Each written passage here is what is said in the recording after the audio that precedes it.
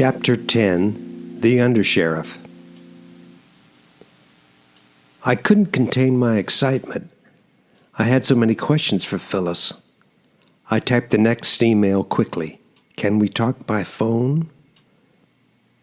The call ended with Maxine and Phyllis getting caught up and doing a lot of laughing. Phyllis really didn't have any more information then. He was sheriff for a minute, and he might have run off with somebody's wife. Kind of disappeared. Even before Maxine and Phyllis were done, I was back at my computer typing into Google, Morgan County Sheriff Marlon Cooper. Dead end. Then another. Then another. Then another. The internet can really disappoint at times. And for future reference, make sure to include Kansas in the search. There are quite a few Morgan counties in the United States. I almost called Stern, but thought better of it. I remembered him telling me to back off or back out or something like that. I also remembered his comment drenched in the passive voice. Proper procedures will be followed. I was pretty sure that what I was doing was very much not proper, but I couldn't help myself. No, it was too soon to go to Stern. I needed more details. When was Cooper sheriff? Must have been an election. What happened when he disappeared? I decided to call Mrs. Brenner at the museum. Turns out the museum has a list of all the Morgan County sheriffs going back well into the 1800s. Can you scan that and send me the list? I thought that was a reasonable request. Mrs. Brenner now seemed a bit confused. Oh, I suppose, maybe, but I really haven't ever done that. There's a scanner here. I think that's what it is. Even over the phone, I could see her eyeing it warily. It looks like it's hooked up to the computer. Another pause. You know, I think Mr. Drake, who comes in on Saturdays, would be able to help you better than me. I sighed. No, that's okay. I couldn't wait till Saturday. Mrs. Brenner, do you think you could read me the names? Oh, I suppose so. She seemed agreeable but tentative. It's really long. Well, I'm only interested in the period of the 40s and the early 50s. So maybe you could just start there, okay? Sure. I could hear her turning pages of a notebook. Then she started. George Finn was elected in 1940. Oh, look at that. He had been elected way back in 1932. Somebody has put a note in pencil next to his name. It says, George Big Dog Finn. I guess he must have been a big man. Probably so, I said a bit impatiently. Keep going. Who's next?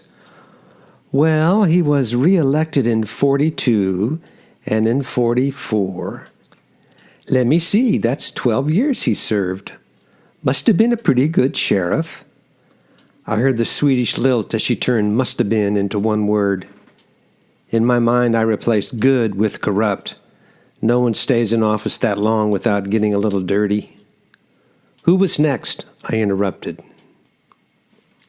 It seemed as if she sensed my impatience and decided in the moment to irritate me a bit more by reading even slower.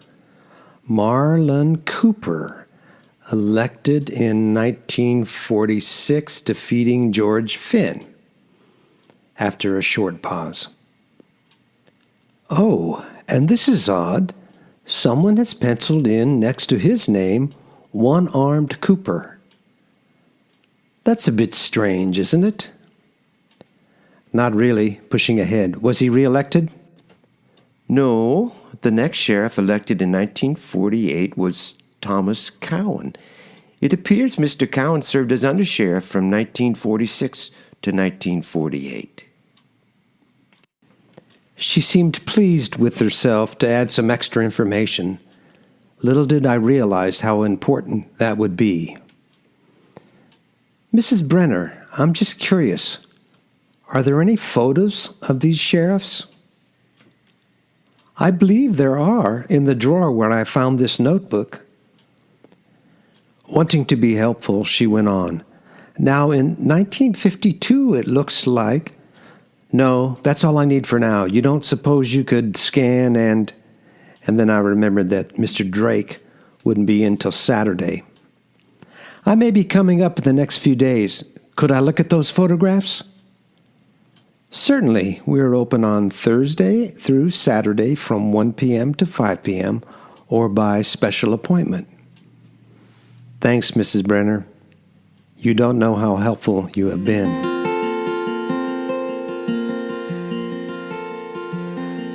On Thursday, I headed north for Kansas. It didn't take much doing to locate Tom Cowan. Turns out he may have been the youngest sheriff ever elected in Kansas, certainly Morgan County. Born in 1929, he was only 19 when he won the election. Whitepages.com had turned up a phone and address, but as usual, the number was no longer in service. Who keeps a landline anymore? So my plan was to visit the museum, pick up a photo of Marlin Cooper, if they had one, and then visit Tom Cowan to see what he had to say about the one-armed sheriff, if Tom Cowan was still alive. I hit the jackpot at the museum. In the file drawer where Mrs. Brenner had found the list of sheriffs, there were plenty of photographs, campaign posters, business cards, and clippings from newspapers of former Morgan County sheriffs. The best was an 11 by 17 poster that read across the top, "Re-elect George Big Dog Finn." In the middle was his photograph, a steely-eyed face scrunched up in a mean grin, supporting a large Stetson hat. Underneath, safety, integrity, honesty. There were 3 photos of Marlin Cooper, a headshot, probably done for a poster, and 2 candids. The first candid was a full-length shot of him standing next to his truck. The other was him sitting at a restaurant table with 3 other men. In all 3 photos, he was smiling. He was leading man handsome, that's for sure. He had a small dimple in the middle of his chin, but only slight, not like Kirk Douglas. His cheekbones were smooth, and his eyes were friendly. Gene Kelly, I thought. That's who he looks like. 2 important things I noticed in the last 2 photos. In both, he was wearing a cowboy shirt with pearl snaps, and he posed in a way that gave the viewer no idea that he only had one hand.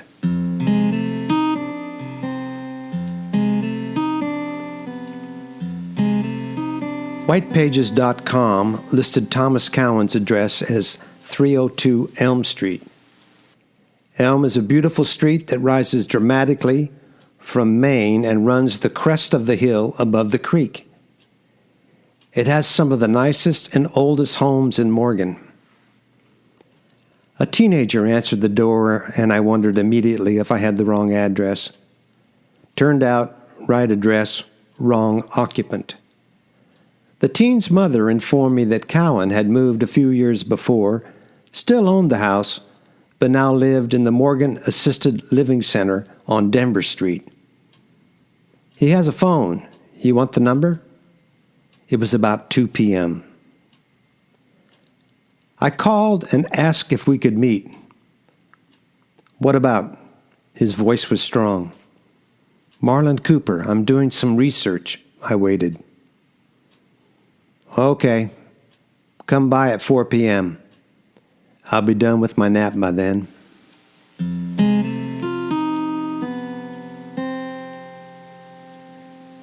When I entered the room, he was seated in his lazy boy next to a window. Without giving me time to even introduce myself, he started, "Marlin did not run away with that woman. That was a bunch of crap by stupid people with no idea of the kind of man Marlin was. Got started because they were basically nosy and uppity and bored with their own lives. Gossip is the worst thing about this town, always has been. They go to church and then they think I interrupted and said, 'Hang on, hang on.' I held both hands in front of me and made a pumping motion, trying to calm him down. He apologized, we made our introductions, and I started in by asking him about his own tenure as sheriff and congratulated him on being the youngest ever elected in the state. That was just a fluke.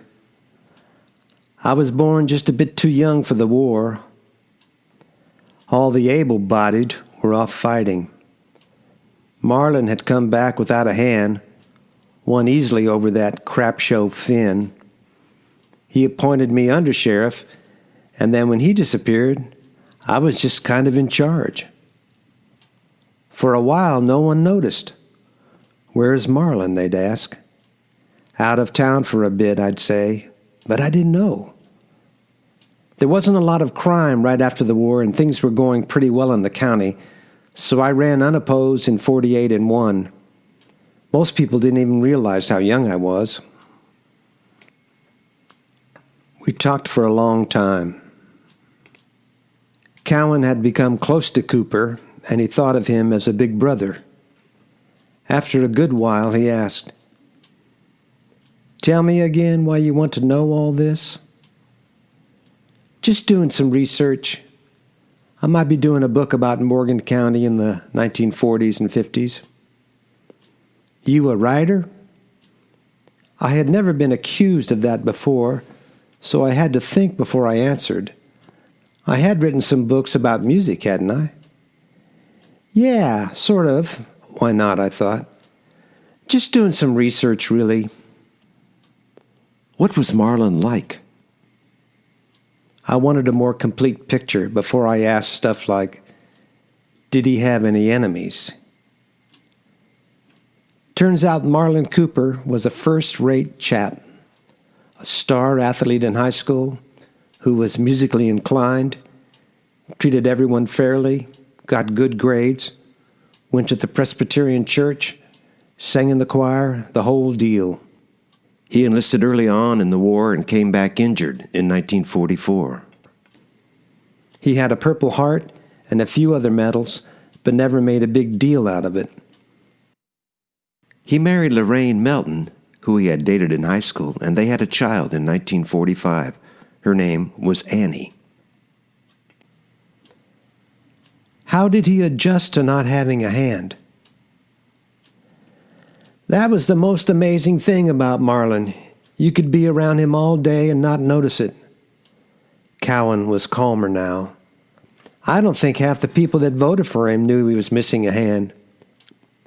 No, he adapted everything in his life to make it seem as normal as possible. Before the war, he sang and played the guitar. When he lost his hand, he picked up the cornet and learned to play it pretty well. Played in the town band. At first, I wondered how he could handle his gun in a tight spot. He had a couple of guns, a Colt M 1957-45 and a Smith & Wesson .38.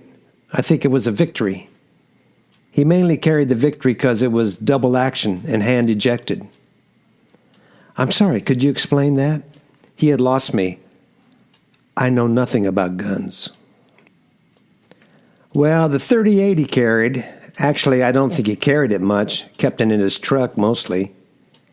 Anyway, that Smith & Wesson was double action, which means that you could fire it by cocking it first or just by pulling the trigger. He could cock it easily with just the thumb on his left hand or the stump of his right arm. Since it was a hand ejector model, it was easy to load. I think both of his guns came from the Army. They were both military issue at the time, and a lot of the vets came home with them. They either snuck them out when they were discharged or paid somebody to look the other way. It was easy, I guess. You know, we never used our guns once when he was sheriff. Morgan County was pretty safe at that time, I guess. He scoffed. There was plenty of crime, just didn't need to be handled with guns. So how did you know he could handle a firearm? I forget exactly, but I probably asked him once something like, Sheriff, if you have to use your gun, are you going to be okay? He laughed and said, Let's go. Bring your gun and 12 rounds. We got in his truck and we went way out in the country. Cowan laughed. I had no idea where we were going. He found the spot on the road where the county line was. One side of the road, there's a sign that says Morgan County Line. The other side, there's another sign that says Entering Butler County. He says, You take the E and I'll take the Y. Then to remind me, he says, 12 rounds when I say go. And we backed away from that Butler County sign, 15 feet. He says, Ready? And he winked at me. Then we went. He chose 12 rounds so he could show me how he could reload the Victory with one hand. I was still finishing my last 6 when I realized he was done. Never knew how he got that gun reloaded so quick. Never worried after that. Cowan laughed again.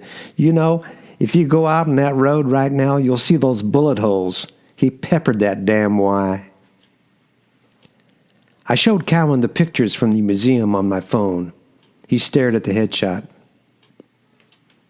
He was good looking, wasn't he? I said.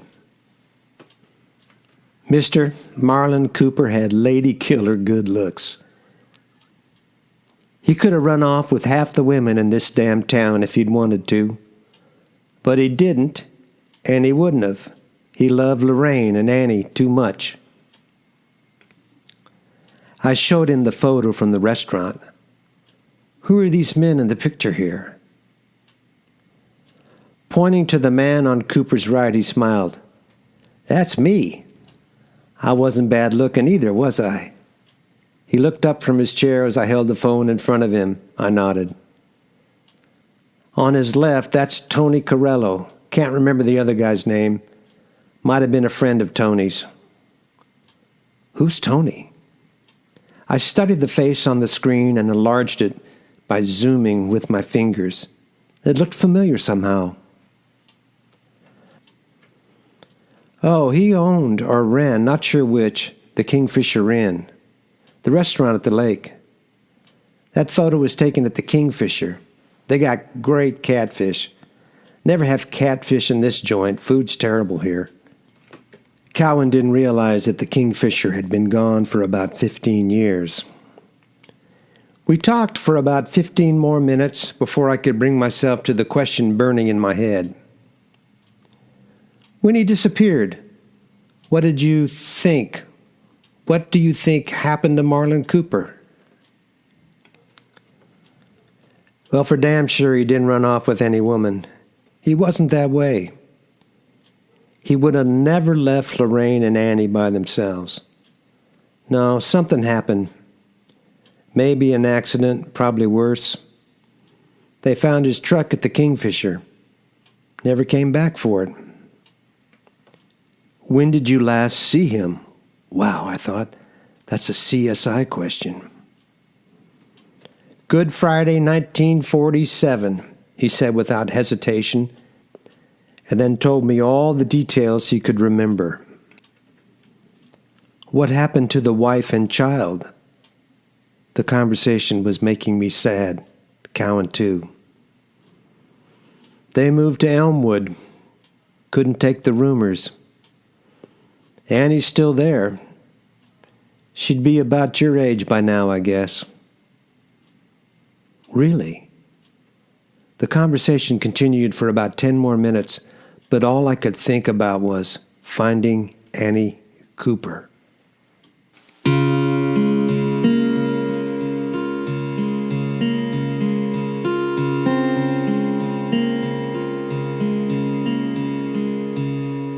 Chapter 11, Annie Cooper. It took some doing to find Marlon Cooper's daughter. If you've tried sites like whitepages.com or Intellus, you know you can't always trust the results. Cooper is a common name. I put in Annie Cooper and it spit out many hits. Ann Cooper, Ann with an E Cooper, Annette Cooper, even Angela Cooper. There were Ann Coopers all over the country, but none in Elmwood. I finally just put in A Cooper, remembering that sometimes women living alone use just a first initial to protect against unscrupulous salespeople.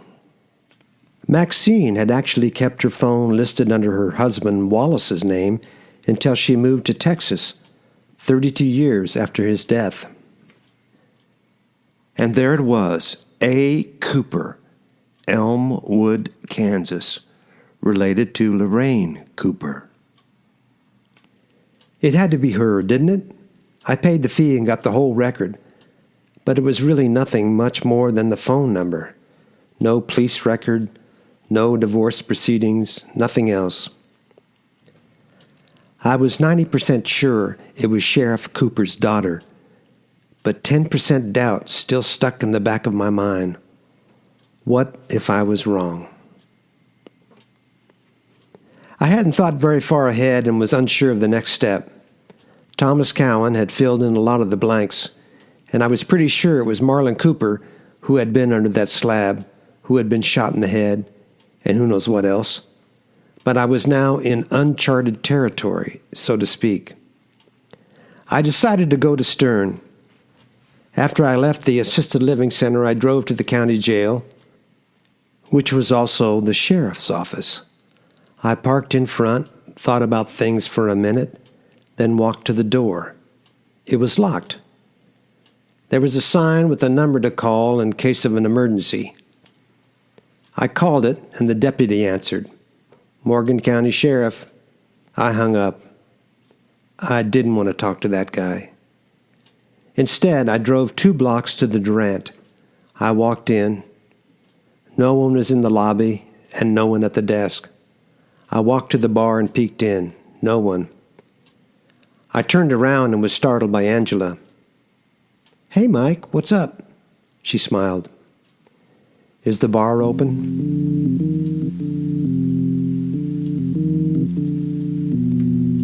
20 minutes and 2 beers later, I was telling Angela about my trip to the museum and my meeting with Cowan. At some point, I pulled out my phone. See, this is Marlon Cooper. The man on the left in the band. See? No right hand. I swiped to the headshot. Wow, he's easy on the eyes. Her head tilted back so she could get a better look. Progressive lenses, I thought. She's older than she looks. I put the phone down and pretty much told her everything Cowan had told me. The war injury, the rumors about another man's wife, cowboy shirts with pearl snaps. I told her about seeing the snaps in Barnes' baggies in his tent at the dig. Then I remembered the other photos, the candids. See? Cowboy shirt, pearl snaps, makes perfect sense. If you only have one hand, snaps are easier than buttons. Makes perfect sense. I was so tired from the drive, excited about the day, and now feeling the beers, I didn't notice that I repeated myself. I looked at the bar. You got any red wine? Sure. She was back with a glass in one hand and a bottle in the other when I swiped on the last photo. Check this out. This is Cooper here, I pointed. This is Cowan on his right. Cowan thought that this man was named Corello, Tony Corello. He wasn't sure about a loud crash startled me and I jumped. It took me a second or two to figure out that the glass had slipped from her hand, fallen on the concrete floor, and shattered. Oh, crap, she said. Let me get a broom. Watch your feet. She began sweeping while I went on. So Cowan thinks that the man on the end is a friend of Corello's, and that Corello either was the owner or ran the Kingfisher. This photo was taken there at the Kingfisher Inn. The Kingfisher has been gone for a while. You wouldn't know about it. She and Ray had only been in town for 8 years. Angela now stopped sweeping, stood up, and leaned over me to get a better look. "Can I?" she said, reaching out. I handed her the phone. She, with the handle of the broom resting on her hip, held the phone in her left hand while the other zoomed in on the faces of the men at the table. "Kingfisher Inn," she said almost to herself. She handed the phone back and continued sweeping up glass. "What do I do now, Angela? Go to the sheriff?" "Nah, you don't have anything solid yet. You need to track down the daughter. If you get her involved, Stern might be more inclined to do something." "To do what?" I said. "Well, that's the question, isn't it?" She wrinkled her forehead and smiled a tight-lipped smile. She was thinking. It wasn't that late, but I was tired. I decided I would call Annie Cooper in the morning. I drove to the lake house and made out the bed in the TV room. I turned on MSNBC and fell asleep.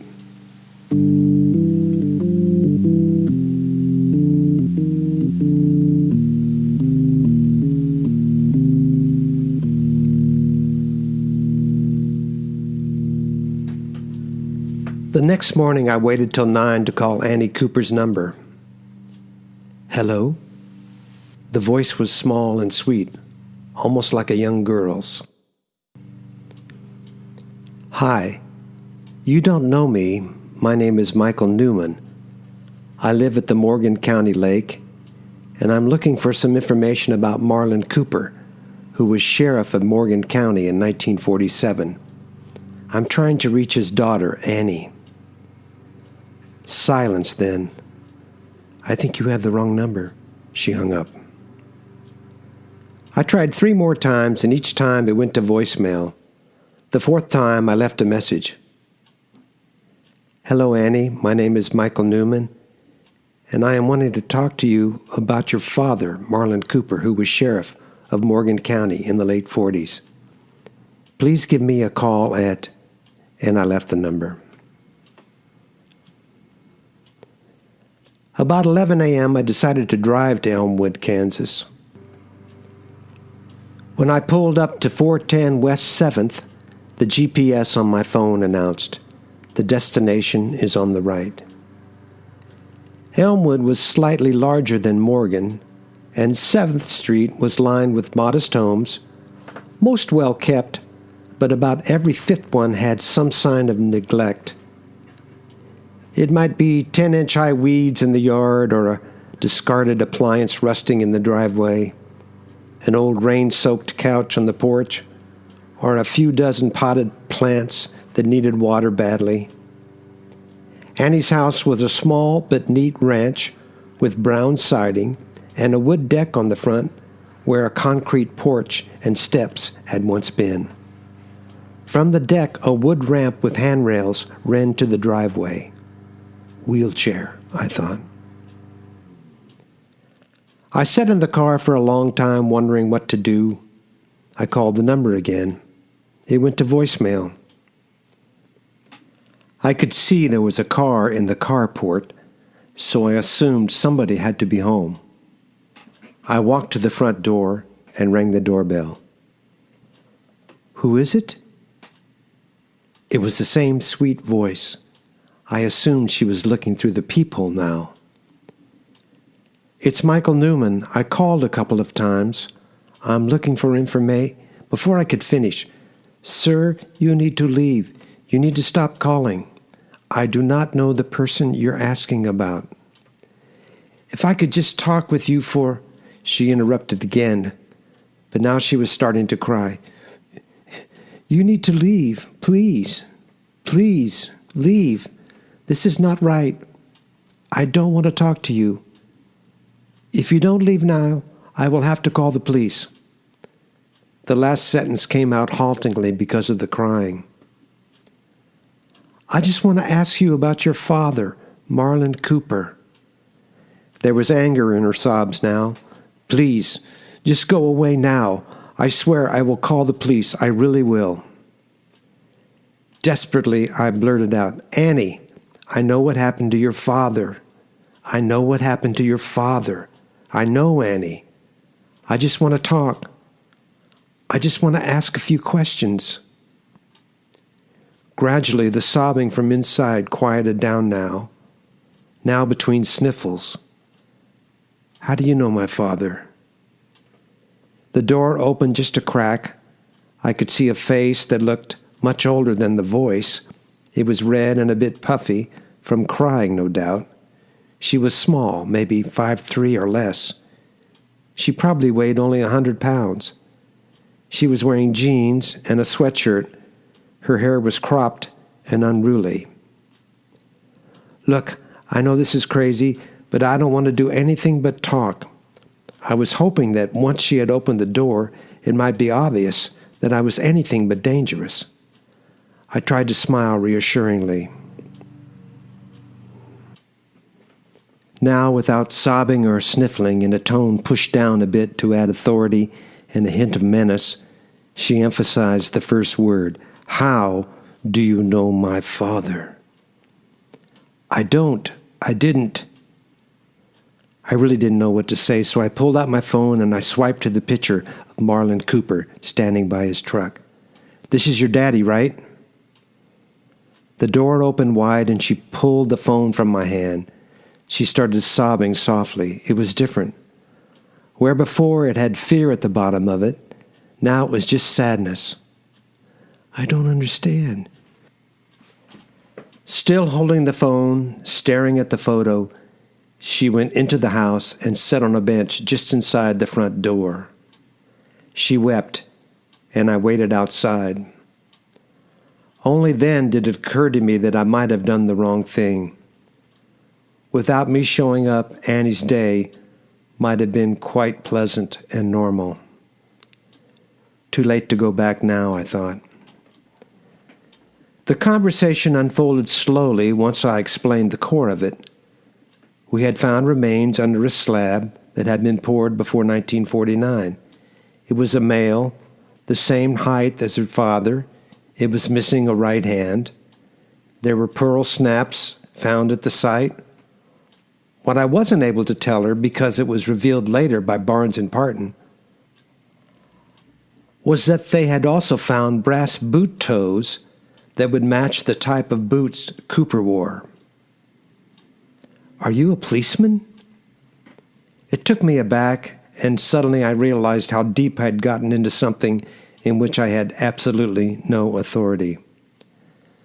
"No, I'm not." Then, without really knowing why, I offered, "I'm a professor." It was a term I never or seldom used. When asked in the past, I would refer to myself as a teacher or maybe an educator, never a professor. However, now in this situation, I thought it might add some clout.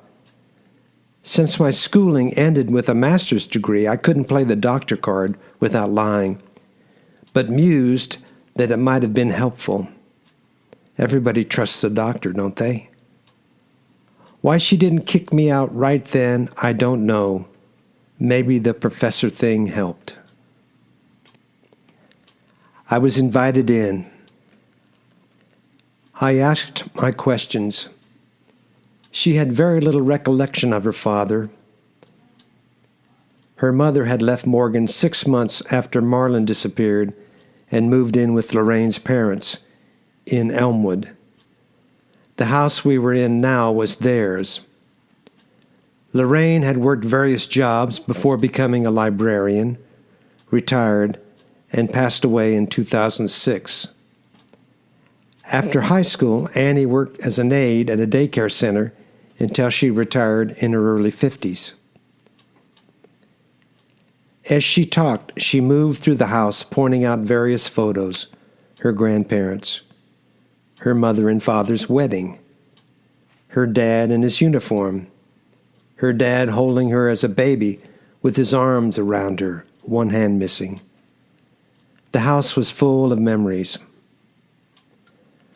My mom always thought he would come back. She died believing it. I think finally all that hoping wore her down. She ended up in a wheelchair toward the end. I quit work to take care of her. She's been gone about 10 years. Annie took in a breath. There were no tears left to cry. She kept all his stuff, never threw anything out. My heart jumped. Can I see? She didn't even answer, just nodded and led me to a room in the back. It was obviously a spare room used for storage, and by the look of it, no one had entered it for a long time. It's mostly in those, she said, pointing to a wardrobe, a trunk, and a dresser. Not a lot, really. But back then, people didn't have so much. And then she started to cry softly.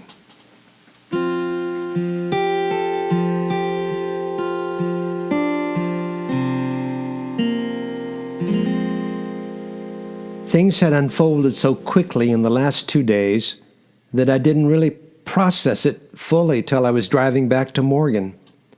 I was convinced now that I had physical evidence that would prove that the man under the slab was Marlin Cooper.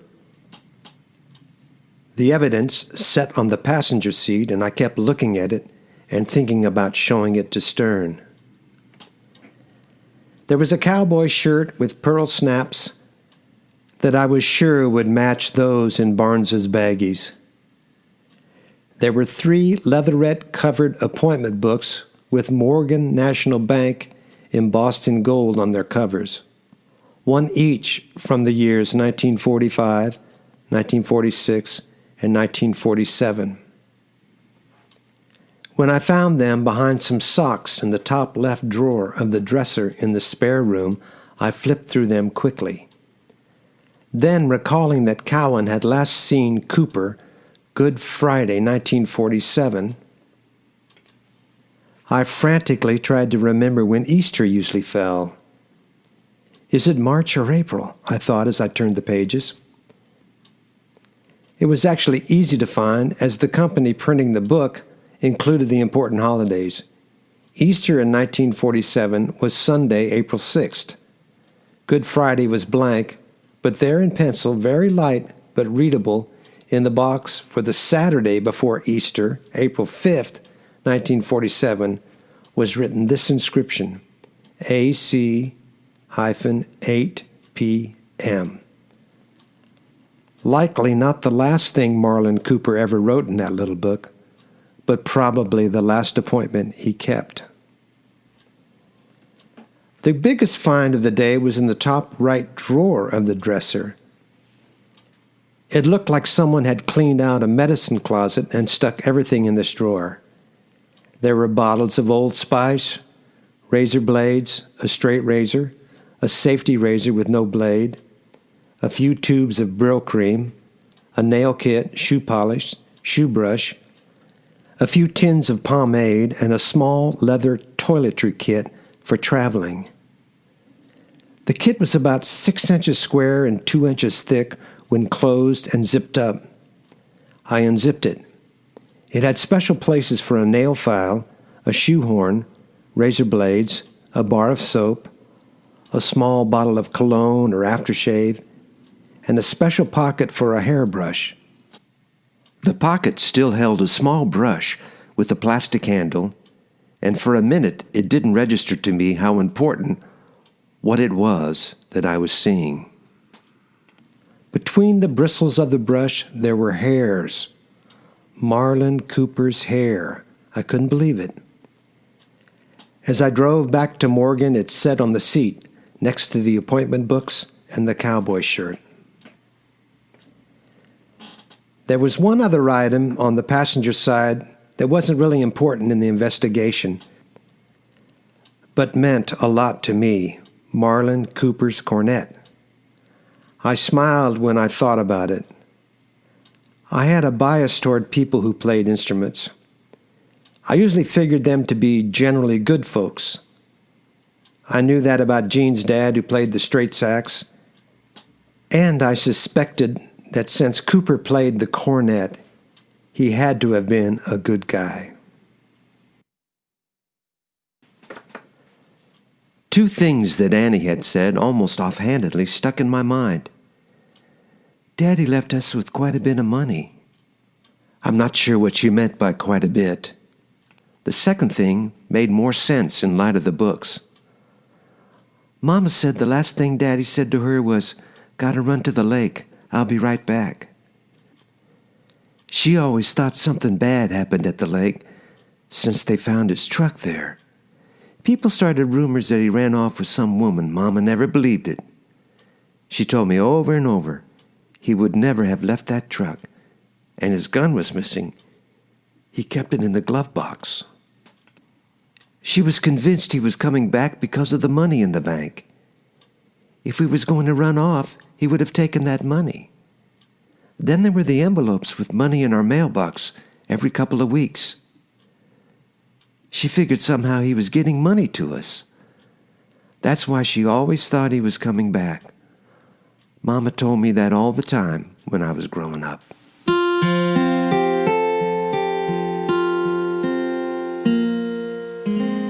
When I got to Morgan, it was almost 11, too late to go to the sheriff's, but I couldn't sleep. I went to the TV room and turned on the news channel. Oh, wow, there's an election coming up. I had forgotten. I fell asleep in 3 minutes. I have trouble falling asleep without some noise, TV or a podcast on my phone. My mind races in the quiet. Jean tolerates it, but I think it must drive her crazy. Often when she turns it off, I will wake up and say, "Hey, I was listening to that. I was just resting my eyes." "You were snoring," she laughs.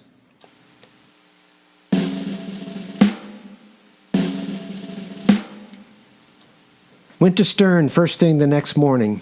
It didn't go well at first. "What the hell? Mr. Newman, I told you that you needed to stay out of this. This is not a game, you know. We don't need people running around bothering strangers talking about dead relatives. You went to this lady's residence in a town outside of my jurisdiction and told her you found her dead daddy?" He was pissed. "Is that what you're telling me? And then you went and talked to that senile crackpot Cowan? Who else have you been bothering?" He sat down on his chair and leaned back. Jesus. "Look, Sheriff, just do this. Take the brush and send it to Topeka and see if it matches the DNA in the bones. It's that simple. If you don't want to do it, I will drive it there." He took a deep breath in, then let it out, making a grunting sound without opening his mouth. He looked back at the items on his desk. I had placed them in large Ziploc bags that I had found in the kitchen at the lake. I thought it gave them more of an air of official crime scene evidence. Never mind that my fingerprints were all over everything. His head moved side to side and studied the cowboy shirt, the appointment books, and the toiletry kit. The kit made the sides of the 1-gallon Ziploc bulge. He picked it up and looked at it from various angles, then opened the bag and placed the kit on the desk. He unzipped the leatherette cover and examined, without removing it, the brush whose handle was fitted into a pocket.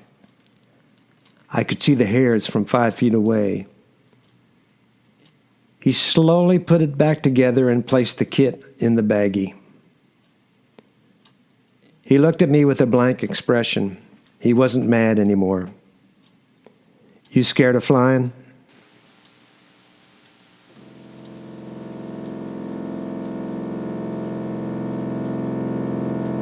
Stern had flown helicopters in Afghanistan, and once he entered civilian life, he began learning to fly airplanes.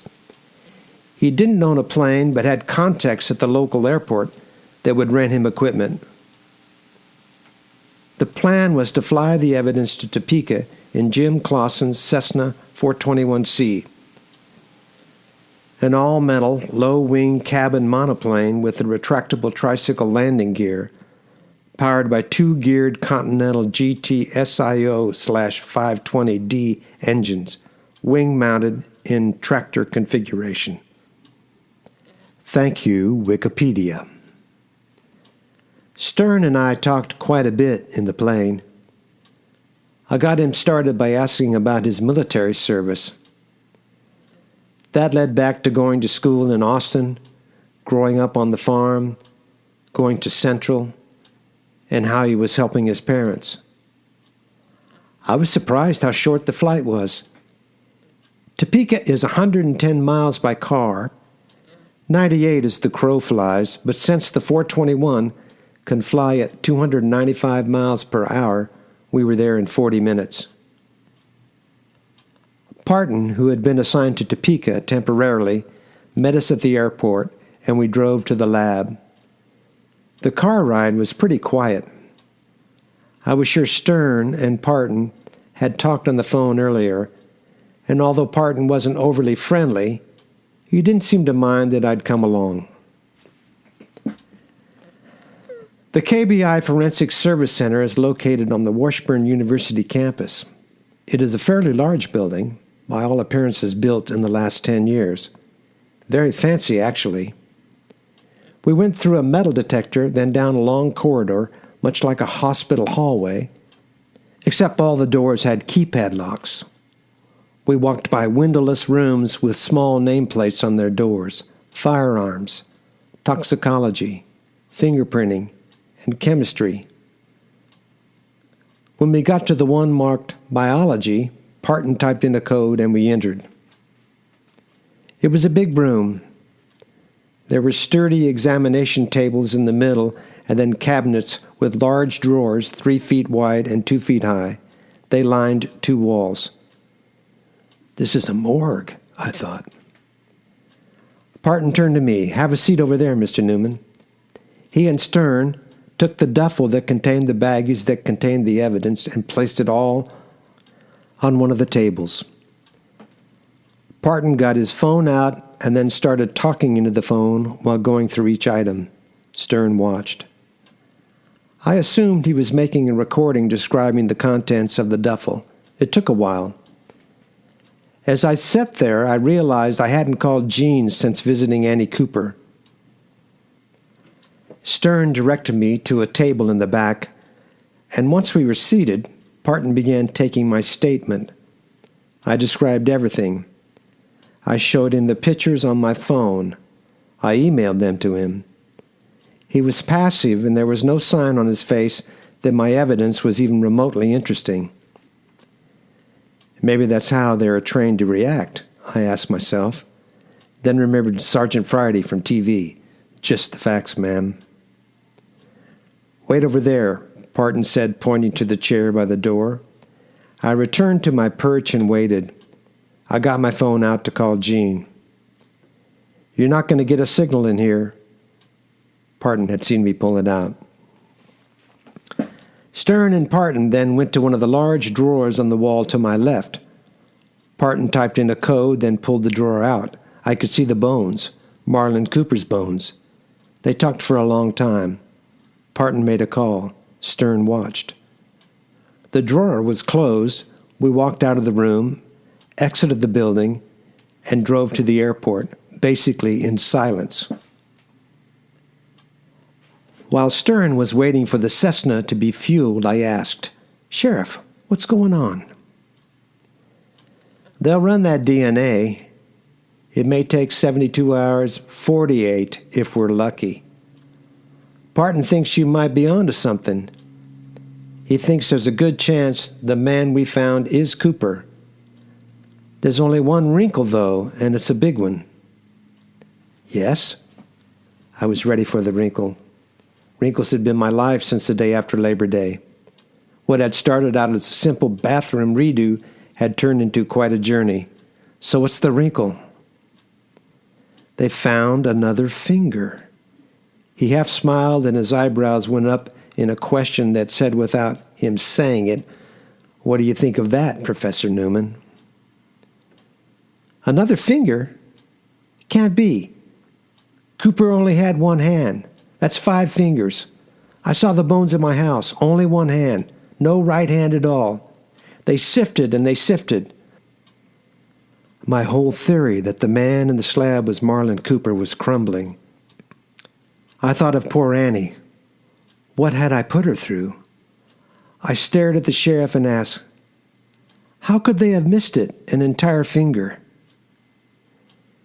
It was in his mouth. He smiled. Then we flew back to Morgan.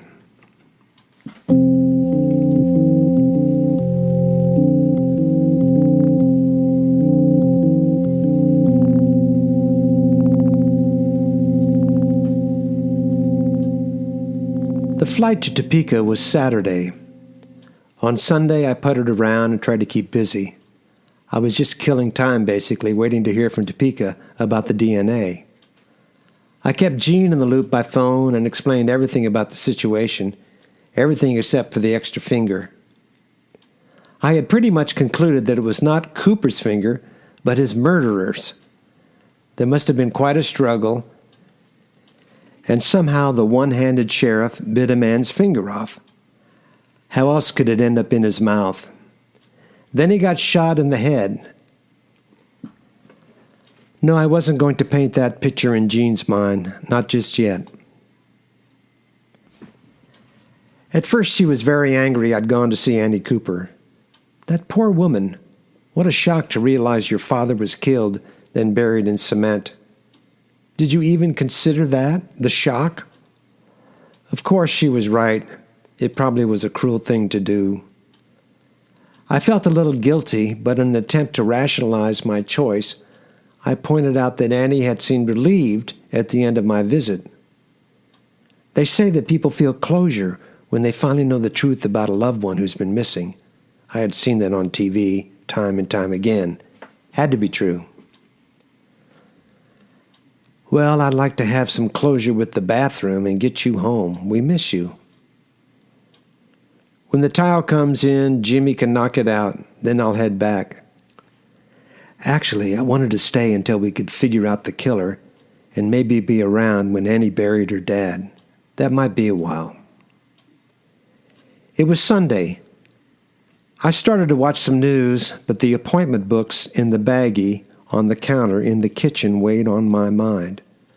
I was surprised that Parton and Stern had let me keep them and the cowboy shirt. "Nah, we don't need that stuff. You can take them back to the daughter," Parton had said, and it shocked me a bit. Turns out now these books are referred to as antique bank books, and they are popular items for collectors who trade them on eBay. The first pages of each book contained a ledger for deposits, and the back part held 12 two-page spreads of monthly calendars. The front ledgers in Cooper's were blank, but the calendar section was filled with small cryptic notes. The 1947 book was pretty much blank after May. With nothing else to do, I decided to look at them more closely. I worked backwards from the last entries from 1947. I was curious about what AC-8 p.m. meant. I looked at March. There in the small box of the first Saturday of March 1947 was the same penciled in AC-8 p.m. Similar entry, but not exact, on the first Saturday of February. It read KF/8P. Each month had reminders for various things. Some days just some letters and time. CRT, 1 p.m. I assumed that was for a court date. There was FLS written on the 14th of February. Flowers, no doubt. January 2nd of 1947. BD-L, Lorraine's birthday? I asked myself. But among those random entries, it appeared every first Saturday, going all the way back to January of 1946. There was some sort of inscription that included letters and the number 8, sometimes AC, sometimes KF, sometimes just an L, usually PM following the 8, and a few times just a P. It was obvious that he was meeting someone every Saturday. Another woman? Not likely, according to Cowan. Around 11 a.m., I felt my blood sugar sag, and I decided to take a nap, on the floor, of course. I have no idea why, but I really enjoy napping on the floor. I threw 2 pillows down, one for my head and one under my knees. My dream seemed quite real. They usually do, don't they? I was cutting a slab of concrete in the back with a concrete saw when someone tapped me on the shoulder. It was Marlin, in his cowboy shirt and jeans. "Be careful, you can cut off a finger," he said with a smile, then handed me my trumpet while cradling his cornet against his chest with his stump. "Hey, let's go, man. We're late for the gig." Then, like things happen in dreams, we were suddenly in a restaurant, walking toward a band set up in the corner. Agent Barnes sat behind the drums. Stern was tuning a string bass, and there was a piano with no one sitting at it. Marlin said to Stern, "I thought Parton was playing keys." All of a sudden, Cowan was there in my face with a plate of food. Cowan says, "Parton's working on the DNA. You want some catfish? It's really good here." I looked around the room. There were mounted fish, pictures of classic motorboats, a map of a lake. The surroundings seem familiar, but I can't quite place them. Then I woke up. I was disoriented. Didn't know where I was or what day it was. For a minute, I thought I was late for school. Then I remembered that I don't teach anymore, and the panic subsided. The dream already faint in my memory, and worried that it was going to slip away, I tried to reconstruct it quickly. Sometimes if you can grab a dream before you're wide awake, you can usually remember it better. That is, if you want to remember it. Some dreams you don't. I tried to pull everything back up. Saw, fingers cut off, one-armed sheriff, gig, catfish, Cowan, map of lake. I shut my eyes and tried to remember where I'd seen that map. It was familiar, like something you see many times but never really notice. Then it came to me. It was a topographical map that was the plan for the construction of Morgan County Lake. It showed details as to where the limestone shelters would be, the horseshoe pits, the buildings for skeet shooting or trap shooting. There's a difference, but I don't remember what it is. And the 9-hole golf course. Yes, the original plan of the lake included a 9-hole golf course. I saw in my mind the map over a table at the Kingfisher Inn. That's where we were in my dream, I thought. And then the idea of playing a gig with 2 sheriffs and a KBI man made me laugh. I turned on the TV and started to watch some golf. Not very exciting, I thought, without a gallery. At least the announcer's voice is soothing. Then, still thinking about the book entries, I thumbed through them all again. L might mean the lake. KF was there a few times. Had to mean the Kingfisher Inn, which is at the lake. Marlin was meeting someone like clockwork every first Saturday at the Kingfisher Inn or at the lake. Or at this house, maybe. After all, this is where he ended up. The idea of it gave me the chills, and I wished Jean was with me. I didn't like being by myself some evenings. I thought, what about May 1947? Did he have something planned? Sure enough, first Saturday in May, there was the same note as all the other first Saturdays from January of 46 right on through. But that one he probably didn't keep. Then just out of curiosity, I paged through the next few months. June, blank. Same with July and August, all the way to the end of the year with the exception of one lone entry on the 10th of October. B-Day -A. Annie's third birthday? I wondered. I thought of Annie and her mom on that day and how they might have spent it, and it made me sad. I needed a drink. I needed some company. I headed to town, to the Durant.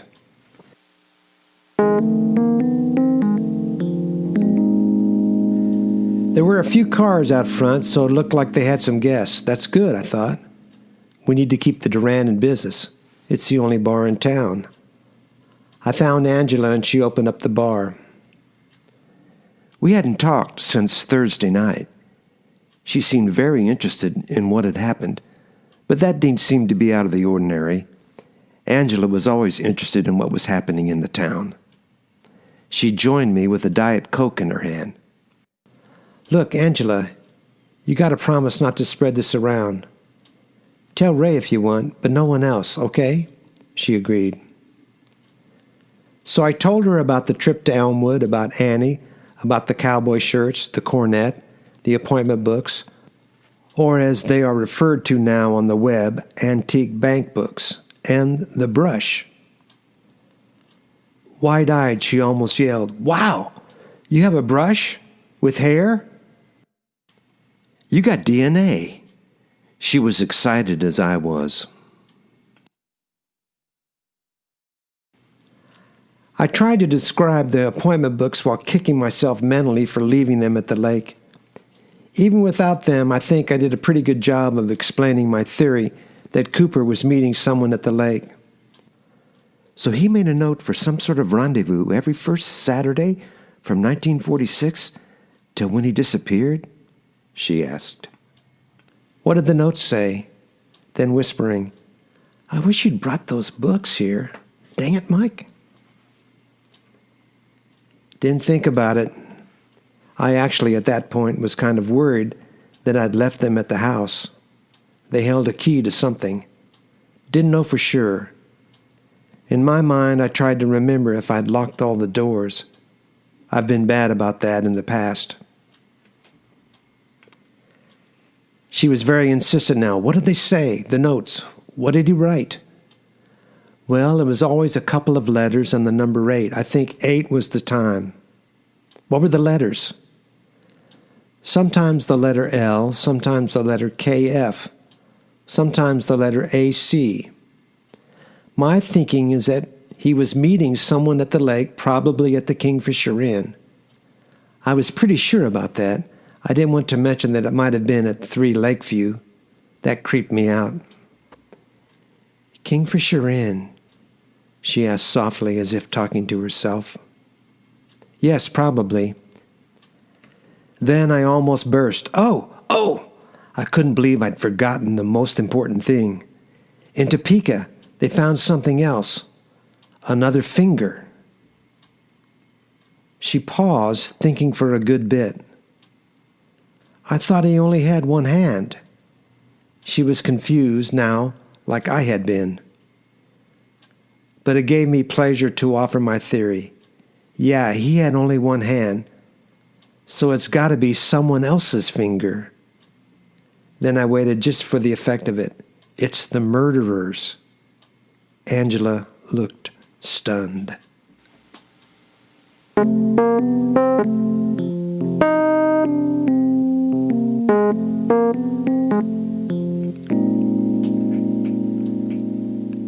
Monday morning came and there was still no news about DNA. Also no tile and no flooring. I was tired of cooking and I thought about breakfast at the Durant. I called and asked for Angela. She's not here, went out of town for a few days. I cooked an egg, turned on MSNBC, and watched some people talking, but I don't think I heard any words really. I was thinking about the DNA and the other finger. I called Jean and we talked for a bit. I still hadn't told her about the extra digit. To take my mind off of everything happening in Topeka, I returned to the driveway/sidewalk project. It was a huge project if I was going to do it myself, but so far none of the contractors had gotten back to me, so I figured, what the heck? I called Red to see if he would come by to talk about removing the driveway and the sidewalk. He was the only one I knew with a backhoe. Later, Red and I stood in the front yard, and I pointed out what I wanted him to remove. "Then what are you going to do?" he said, meaning, what did I plan to replace the old concrete with? At least I thought that's what he meant. "Well, I'm going to remove some dirt to get the grade right, then build the forms, then put the cement in." "You mean concrete?" Busted. I was hopelessly out of my element. "You ever worked with concrete?" Red asks. "No." And then I almost said, "But I've done some research online on Google and YouTube." Instead, saving myself from embarrassment, I repeated, No, I haven't worked with concrete." "I can do that for you. Get your grade going right."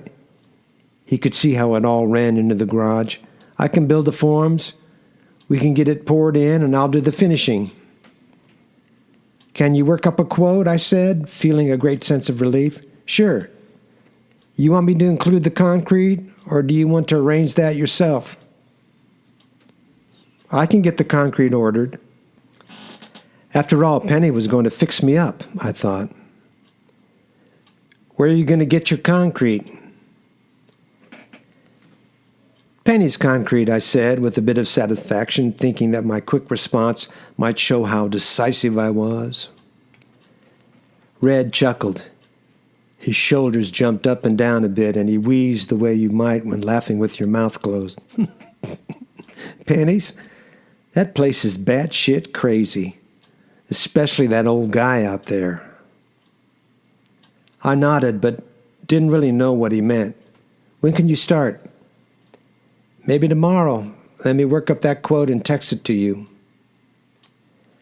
After lunch, I decided to work on Connor's stool. My phone battery was dead, so listening to a podcast was not an option. I decided to take the stool into the TV room and sand it there while I watched some news. I was putting down newspapers to catch the sawdust and watching the market tank on CNBC when Stern called. "Got the DNA results. It's a match. It's Marlon Cooper." I didn't know what to say. He went on. "They did the DNA on the extra finger. It's different. They'll run it through the database, maybe find a match. Not likely." "That finger belonged to the person who shot Cooper and buried him, don't you think?" "Probably. Listen, Mike. He hadn't ever used my first name, and it shocked me for a minute. You cannot tell anyone about this.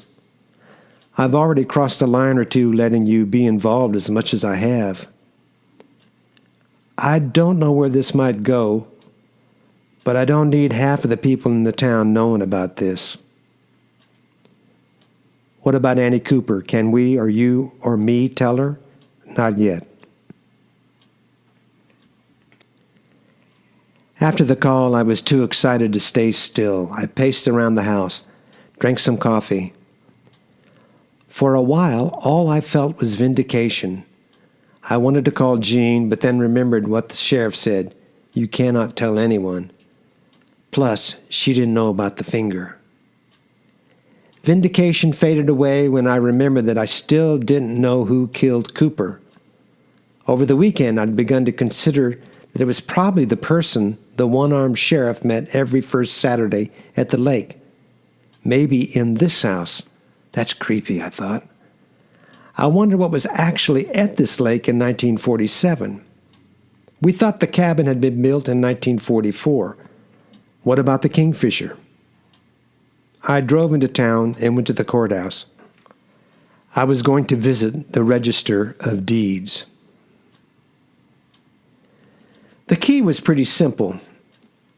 Whoever put the slab in was probably the same person who shot and buried Cooper. Maxine was sure it was there before 1949. She was sure that she and Wallace had bought the cabin from the quarry owner, A.J. Bruner. Could he be the killer? You could bet that the slab went in on or around April 5th, 1947. Who owned the lake house then? If you have purchased a home, you probably know how confusing the paperwork can be. I have kept the closing documents for all of the 5 homes that we have owned, just to be safe. Over the years, the necessary documents to complete a sale has not just grown, it has exploded. The purchase of the first house in 1981 only took 20 pages front and back. Our refinance from last fall is probably 250 pages. It stacks up to about 3 inches tall. If you've been there, you know the routine. Sign this, which shows that you read this. Now sign this, that shows that you signed that, and on and on. You usually quit asking any questions about what it is you are signing after about 15 minutes. Once during a signing, I asked if I needed to keep documents from home purchases that went back 40 years. Make sure to keep the warranty deed, they said. That stuck in my head. I also remember that those deeds were registered by, you guessed it, the Register of Deeds. I put on my mask as I entered the beautiful limestone Morgan County Courthouse, the same kind of stone used to build the Durant, the dam at the lake, and Maxine's daddy's farm off of Highway 77, and just about half the town. I told a very nice young lady named Bethany I would like to look at the property records for 3 Lakeview Drive. It's on the lake. My wife and I are the owners. Bethany was efficient and quickly located our parcel number and produced a large legal binder. She flipped it open, found the section for our parcel, and showed me how I could go back from the current owners, Jean and me, to see everyone who owned that parcel in the past. Each time the property changed hands, a new deed would have to be registered. It wasn't hard to find at all.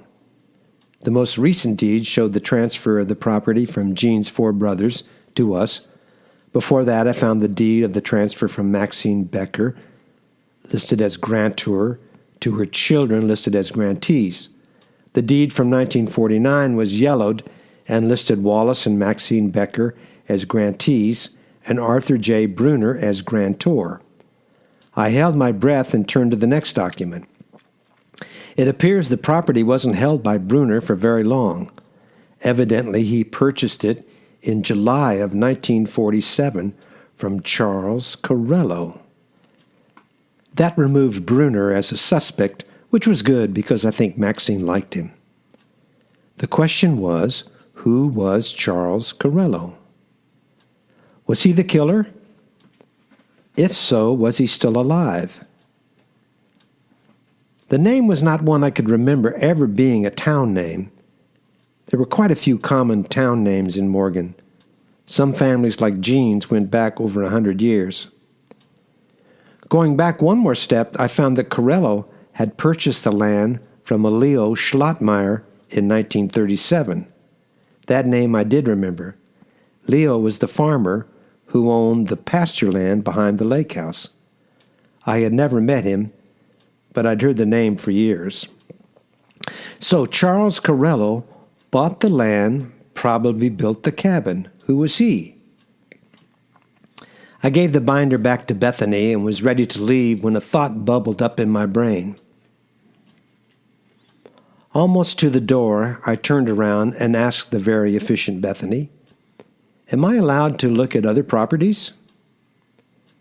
"Oh, sure. These are all public records." "What property would you like to look at? We just need an address, and then we can find the parcel number." I'm not sure about the address. I was thinking of the Kingfisher. Well, we could Google map it, and it will tell us.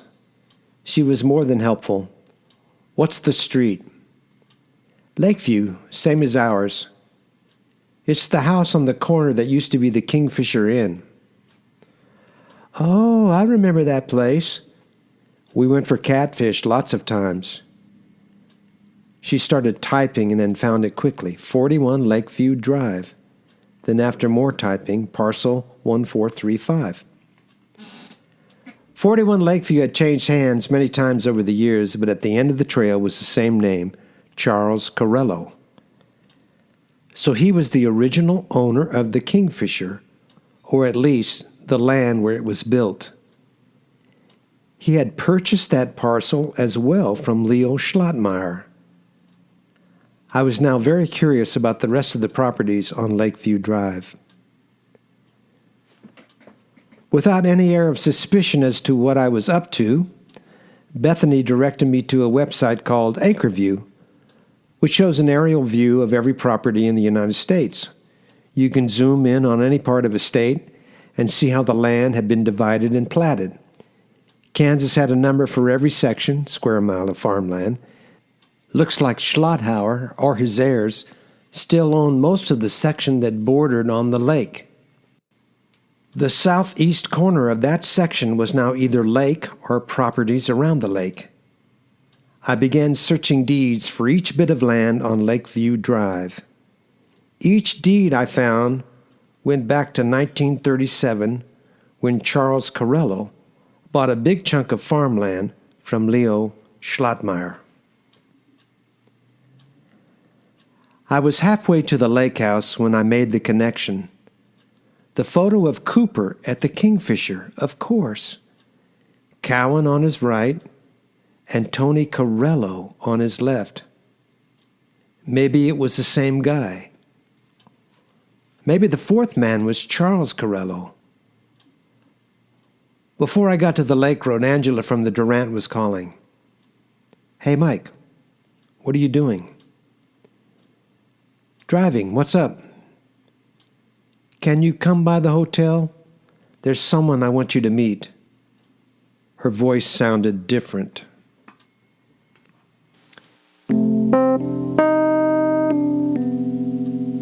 When I parked, there were no cars on the street. I assumed the guests from the day before had checked out. The front door was locked, which wasn't unusual. They kept it locked after 5 p.m. I buzzed, and Angela appeared quickly. Hey there. She closed the door behind us. Something wasn't right. Let's go to the bar, she said. Sounds good. You got some good beer? I hate that Coors Light, Bud Light, Corona crap. Okay? She didn't answer. As soon as I came through the door, I saw an older man in a wheelchair sitting by the window, looking out on the street. He had a glass of whiskey in his left hand. The windowsill was low, and on it sat a bottle of Jameson.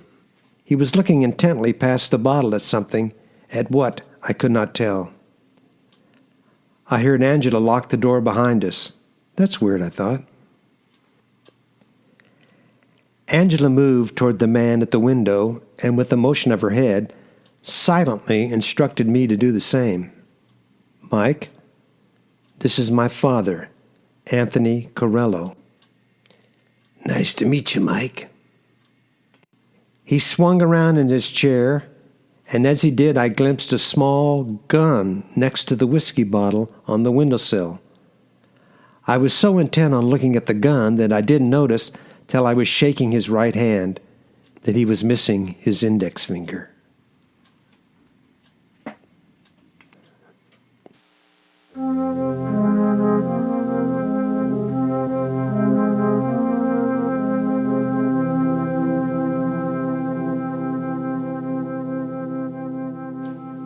Chapter 15, Tony Corello. Sit down, Mike. Angela was standing next to her father, close to his right side, I assumed, to hide the gun on the windowsill from my view. Sit down, Mike. Anthony Corello smiled. He looked to be in his 90s, maybe slightly younger. He had a full head of hair, most of it white. His features were well defined, and he was by any measure handsome, even at his age. He slumped a bit in his wheelchair, and his clothes were obviously expensive, although they seemed like they might have fitted him better a decade ago. He wore a beautiful dark brown wool blazer over a dress shirt the color of caramel. A navy blue silk tie knotted in a perfect double Windsor finished off the ensemble. I looked quickly from his face to Angela's, then back, noting the similarities. He spoke. Sorry about the hand. He had seen and felt me flinch when I shook it. His voice was slightly raspy. I forget about it most of the time. Been gone so long. He was referring to his index finger. All I could think about at that moment was him wrestling with Cooper and somehow getting his finger bit off. Tony continued. At first I tried to remember to use my left hand to shake. But crazy as it is, it put some people off. Shaking hands with the left hand. Like I was too uppity to give them my right. Not everyone, but some. He took a slow sip on his whiskey. Sit down, Mr. Newman. My mind was racing. I sat down and Angela put the beer on the table in front of me. Angela tells me you might have some questions. I sure did. There was a long pause. Angela spoke softly. Show him, Daddy. He looked up at her. She was still standing to his right. You sure you don't want him to squirm a bit more? And he laughed softly as he looked at me. Stop it, Daddy. Show him. All right. He put down his whiskey and reached into the right breast pocket of his blazer. He pulled out a photo. It was old and had scalloped edges, typical of 1950s snapshots. I had seen lots of them growing up, but never understood exactly why they were scalloped. All I could think was someone a little crazy with the pinking shears. As I wrote that sentence, I felt a sense of pride that I remembered the name of those type of scissors at all. He pushed the photo toward me and smiled. It was a very handsome young man holding a small child, probably 1 or 1.5 years old. It took me a minute to realize who it was. I looked up at Angela, pointing to the child, and asked, Is this you? She nodded and smiled. I looked back at Tony and didn't need to ask who the man was. Mr. Corello, this is a very handsome picture. I still didn't know exactly what was going on, and I have to admit my mind was distracted by the gun and Tony's missing finger. He seemed frustrated and his voice was even raspier. Look at the picture, Mr. Newman. I looked back and then I realized what he wanted me to notice. In the picture, which was a lovely portrait of a father and his young daughter, Tony's right hand was wrapped around the young Angela, propping her up on his hip. And you could plainly see all 5 fingers. Turn it over. On the back in pen it said, Thanksgiving 1950.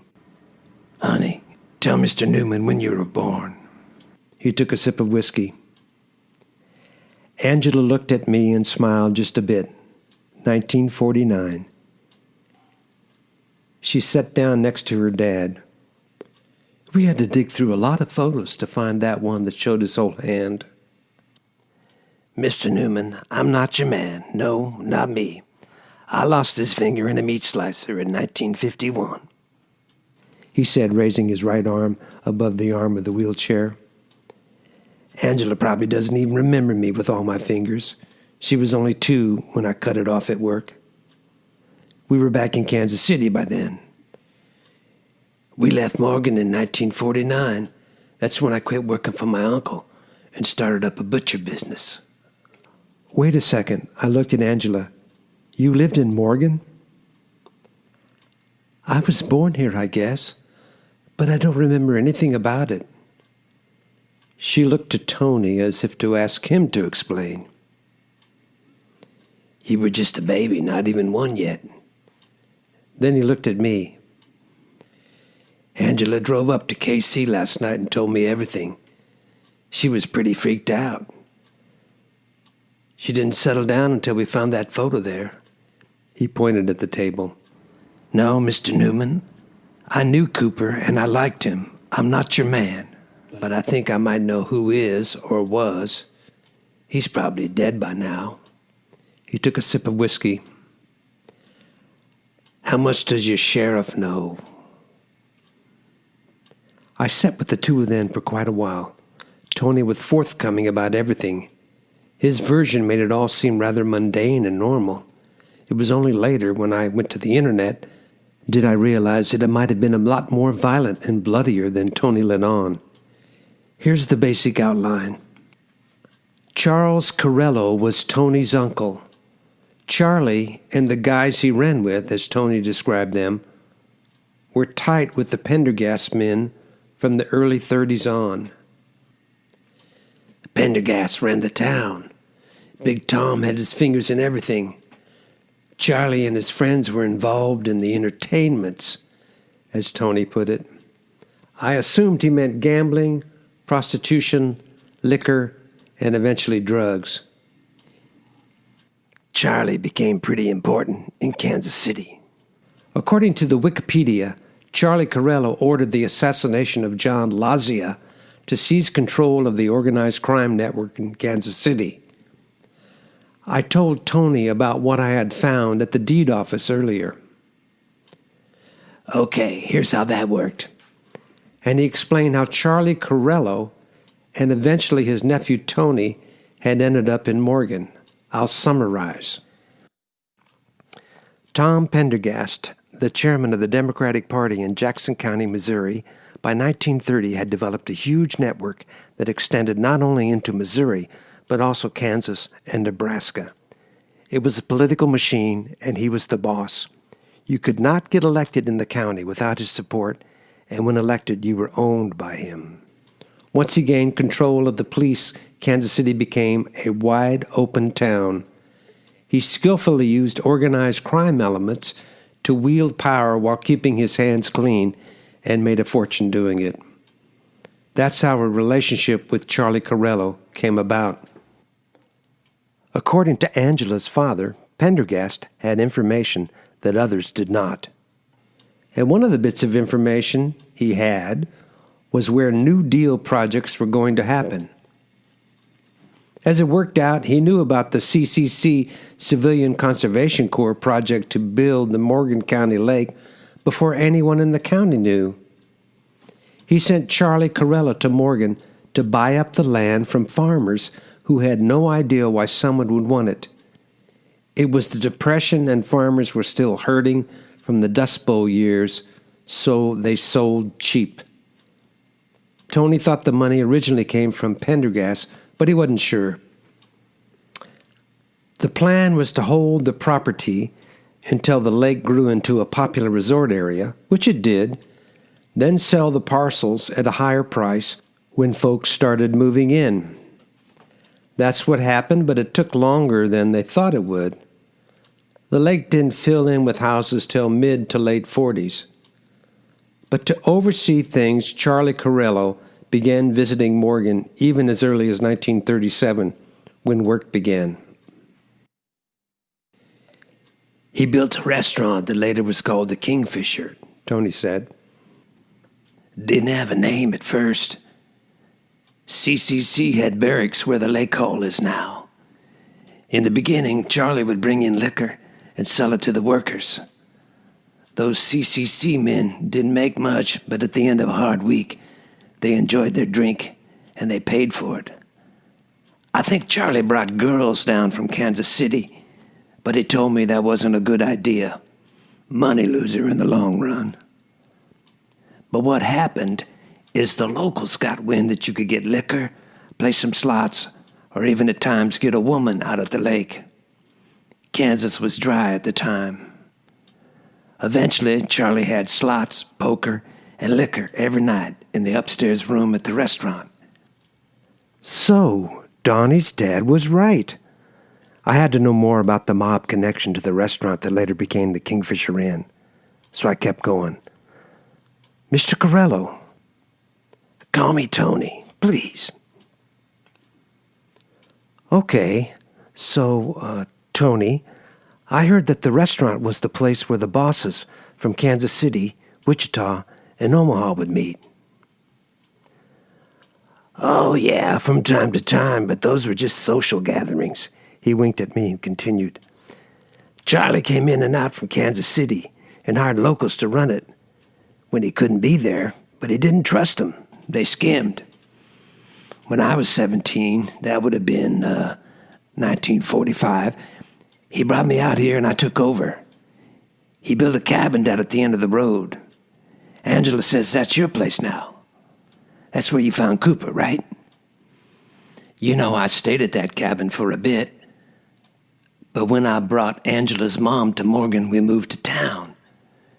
It was just the two of us. Angela came along later. You know, at one time, Charlie ran his Kansas City girls out of that cabin. And he winked at me again. I had forgotten about Angela. So you were born in Morgan? She nodded, not feeling the need to add any details. Do you remember anything about the town? No, I was just a baby then, but later during the summers we would come back for a week or so. Mom took me swimming at the lake, and we ate at the Kingfisher most nights. Where did you stay? Right here at the Durant. She smiled a smile that kind of said, so now you know. I sipped my beer. I'd been taking everything in, but I'd forgotten what I really needed to know. Let me ask, you said you knew Cooper? Tony leaned back. Sure. From the beginning, we paid the law so they wouldn't bother us. When I first got there, the sheriff was a guy named Finn. Hated that guy. He was a real prick. He looked at Angela. Sorry, honey. Then he continued. Yeah, Finn was a big blowhard, but we paid him. I was glad when Cooper took over. He didn't want the money at first, but he took it eventually. I liked him, though. Everybody did. So he would meet you at the Kingfisher on the first Saturday of each month, and you would pay him? Yeah, something like that. It was strange when he disappeared. I figured something bad happened to him. I couldn't figure out why he left his truck at the restaurant. Even though he wasn't around, I thought we should still be paying him, so I put his money in an envelope each month in the mailbox at his house in town. By December, the house was empty. The wife and the kid had moved out, not sure where. So Charlie kept the cabin until he sold it to the quarryman Bruner. Did you know him? I don't remember the details, but as I remember, Charlie had me rented out. I remember the photos on my phone. I pulled it out of my pocket, and I swiped to the one of the 4 men at the Kingfisher. He smiled as I showed it to him. Yeah, there's Cooper, that's me, and Cowan. Who's the one on the right? See, that's what I've been thinking about since Angela told me everything last night. That's the man that worked at the quarry, and we rented the cabin to him. Do you remember his name? I do. He was a bit crazy. He had a wife who was young and kind of wild. I remember him getting drunk and accusing different guys of fooling around with her. He had it in for Cooper, I always thought. I don't think that Martin had anything to do with that wife, but you never really know about people, do you? The name?